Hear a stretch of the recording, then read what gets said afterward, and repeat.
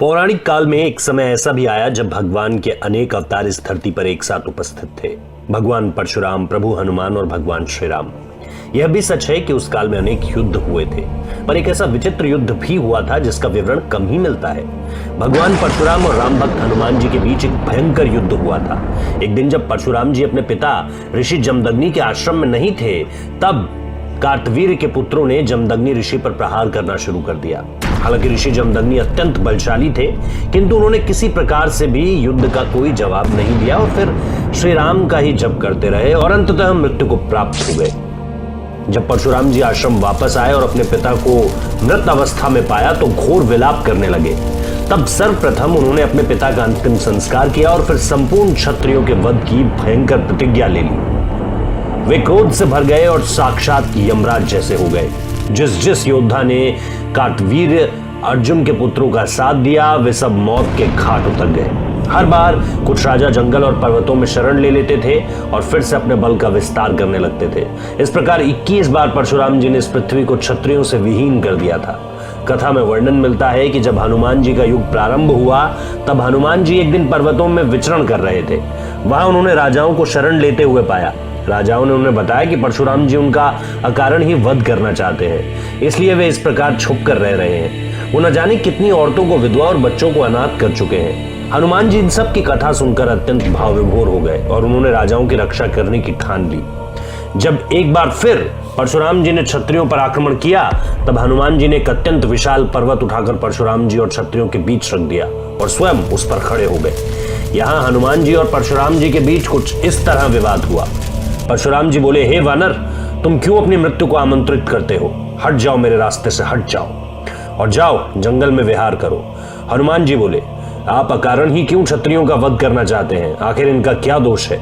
परशुराम जी बोले, इन क्षत्रियों ने मेरे पिता की निर्मम हत्या कर दी थी, तब मैंने इन्हें समाप्त करने की प्रतिज्ञा ली थी। हनुमान जी बोले, क्या कुछ क्षत्रियों के किए पाप का दंड आप पूरी क्षत्रिय जाति को देंगे?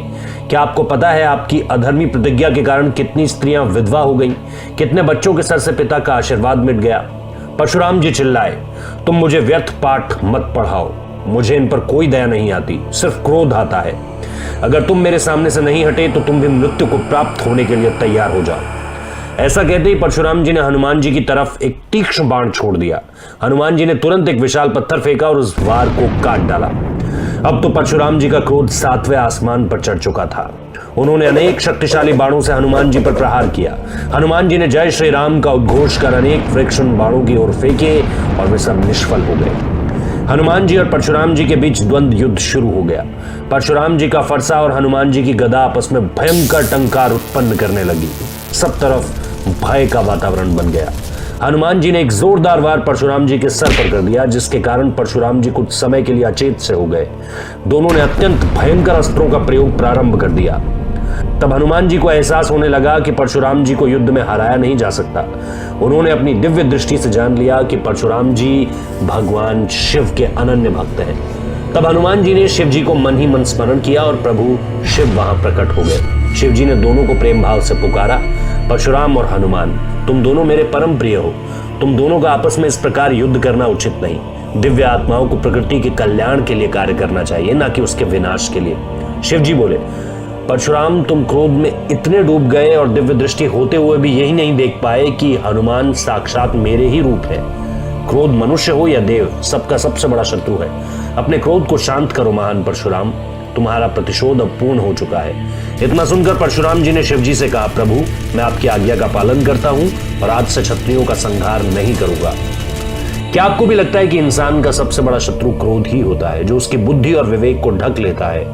आप हमें कमेंट बॉक्स में कमेंट कर अपनी राय बता सकते हैं। साथ ही हर हर महादेव भी लिखते जाइए, हमें आपके जवाब का इंतजार रहेगा। अपने प्रियजनों तक इसी प्रकार के ज्ञानवर्धक वीडियो पहुंचाने के लिए हमारे चैनल को सब्सक्राइब करें और हमारे पेज को फॉलो करना ना भूलें। हर हर महादेव।